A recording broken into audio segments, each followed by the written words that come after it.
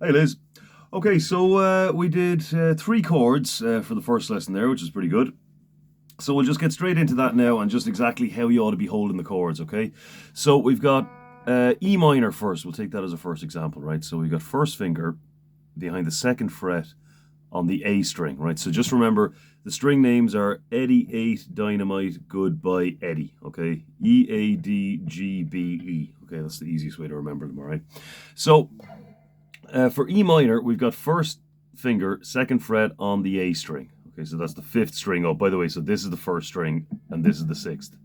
Okay, so now a couple of things about holding strings down in general, right? Generally, you want to be as close to the fret that you're behind as possible. Not on it like that, but just right up to it.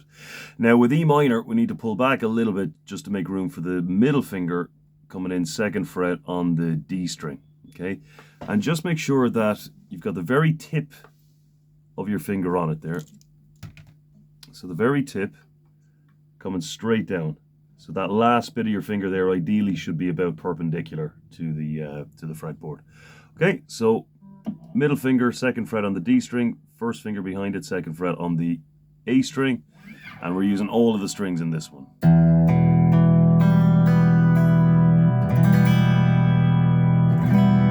Okay, so there's E minor. So you're saying you're into Metallica, that's the first chord and nothing else matters. That's just, if you want to play that actually, you can just hold that. So thumb, this has to be done with, I know we didn't do this, but we'll throw it in anyway. So we got thumb, first finger, middle finger, third finger, middle finger, first finger.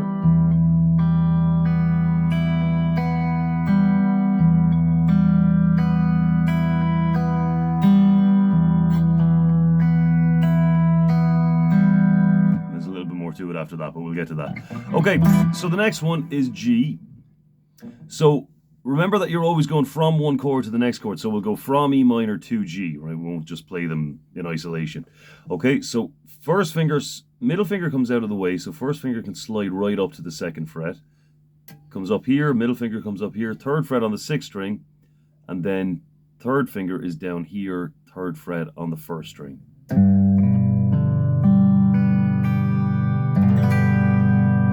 Okay, then D is next.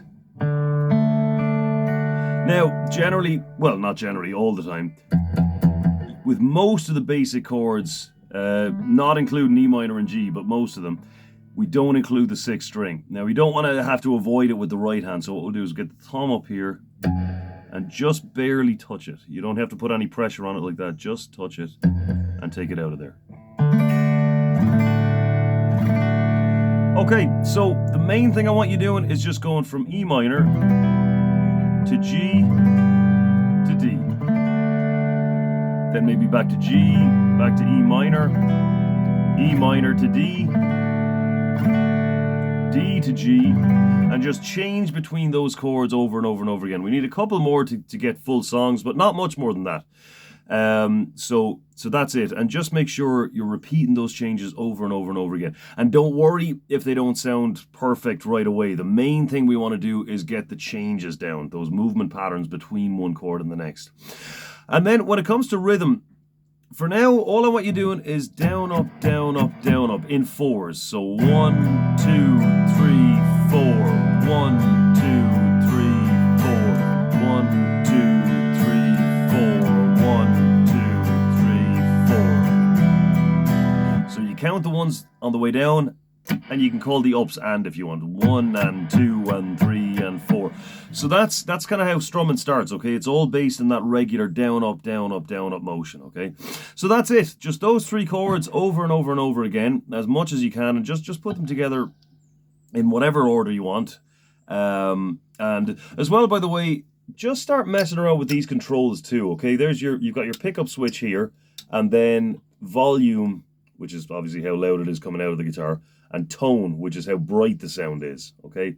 We'll get into exactly how you use those in a little while, but for now, just kind of explore them. You know, you've got 5 different positions on your one. This one has 3. You've got 5 different positions on yours. So just see if you can kind of notice the difference, because they are important.